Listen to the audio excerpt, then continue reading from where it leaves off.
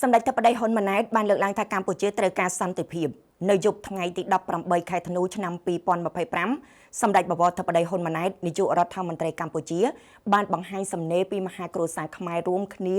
ដើរក្បួនបញ្ចេញសម្លេងផ្ញើសារទៅកាន់ពិភពលោកថាកម្ពុជាត្រូវការសន្តិភាពក្នុងសំណេរសម្ដេចធិបតីមហាគ្រួសារកម្ពុជា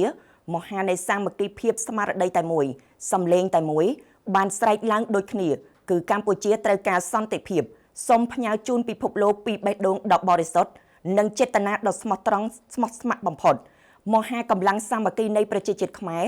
មកពីគ្រប់មជ្ឈដ្ឋានគ្រប់និន្នាការនយោបាយនិងសាសនាបានមកជួបជុំគ្នាក្រោមស្មារតីខ្មែរតែមួយដើម្បីធ្វើព្យុហយាត្រាដើរដើម្បីសន្តិភាពរបស់មហាគ្រួសារខ្មែរបានចាប់ផ្ដើមចេញដំណើរពីបរិវេណផ្សាររាត្រីមាត់ទន្លេឆ្ពោះទៅកាន់សួនច្បារវិមានឯករាជ្យក្នុងបរិយាកាសពោពេញដោយក្តីសង្ឃឹមក្តីជឿជាក់និងស្មារតីសាមគ្គីភាពជាតិសម្លេងរបស់ប្រជាពលរដ្ឋកម្ពុជា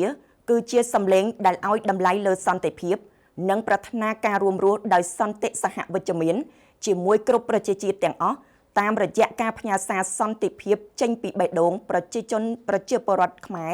ទៅកាន់សង្គមជាតិនិងសហគមន៍អន្តរជាតិថាកម្ពុជាមិនចង់ឃើញការបំផ្លិចបំផ្លាញវិនាសកម្មនិងការបាត់បង់អាយុជីវិតណាមួយឡើយទោះជាក្នុងកលៈទេសៈឬបរិបទណាក៏ដោយសម្ដេចសូមកោតសរសើរនិងថ្លែងអំណរគុណចំពោះស្មារតីចូលរួមយ៉ាងផុសផុលដែលនេះជាទឹកចិត្តដ៏ធំធេងសម្រាប់រាជរដ្ឋាភិបាលក្នុងការខិតខំស្វែងរកសន្តិភាពសម្រាប់ជាតិនិងប្រជាជនកម្ពុជាសូមអរគុណដល់សហភាពសហព័ន្ធយុវជនកម្ពុជាដែលបានចូលរួមរៀបចំកម្មវិធីដ៏មានសារៈសំខាន់នេះដើម្បីផ្ដល់ឱកាសឲ្យមហាគ្រួសារខ្មែរចូលរួមនិងសម្ដែងមតិក្នុងការចង់បានសន្តិភាពសូមជម្រាបថាសម្ដេចធិបតីបានបង្ហោះសារនេះគឺបន្ទាប់ពីសហភាពសហព័ន្ធយុវជនកម្ពុជាបានរៀបចំនៅមហាព្រឹត្តិការណ៍ដើរដើម្បីសន្តិភាពដែលមានមហាជនរាប់ម៉ឺននាក់បានជួបជុំគ្នានៅបរិវេណផ្សាររាត្រីនាម៉ោង3រសៀលថ្ងៃទី18ខែធ្នូឆ្នាំ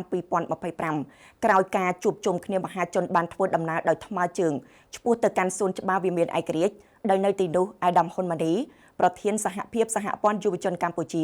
បានថ្លែងសារមួយទៅកាន់អ្នកចូលរួមពិសេសគឺទៅកាន់ពិភពលោកដើម្បីបង្ហាញពីបំណងប្រាថ្នារបស់កម្ពុជាក្នុងការចង់បានសុខសន្តិភាពកម្ពុជាមិនចង់ឃើញការបំផ្លិចបំផ្លាញវិនាសកម្មនិងការបាត់បង់អាយុជីវិតទាំងសងខាងឡើយព្រោះបទពិសោធន៍ជូរចត់ទាំងនេះកម្ពុជាធ្លាប់បានឆ្លងកាត់រួចទៅហើយ